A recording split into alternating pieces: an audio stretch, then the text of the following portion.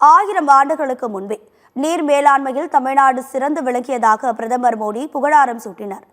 கோவை கொடிசியா மைதானத்தில் தென்னிந்திய இயற்கை வேளாண்மை மாநாட்டை பிரதமர் மோடி தொடங்கி வைத்தார். தொடர்ந்து PM கிசான் திட்டத்தின் கீழ் 9 கோடி விவசாயிகளுக்கு 18,000 கோடி ரூபாய் உதவித்தொகையை விடுவித்தார்.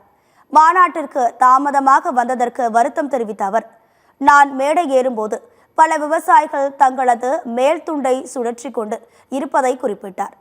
இதனால் பீகாரின் காற்று தமிழ்நாட்டிலும் வீசுகிறதோ என்று தாம் நினைப்பதாகவும் அவர் கூறினார்.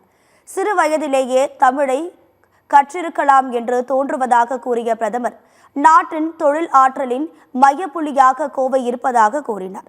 இந்தியாவின் இயற்கை வேளாண்மையில் தென்னிந்தியா முன்னோடியாக திகழ்வதாக கூறிய மோடி, 1000 ஆண்டுகளுக்கு முன்பே நீர் மேலாண்மையில் சிறந்து விளங்கிய மண் தமிழகம் என புகழாரம் சூட்டினார்.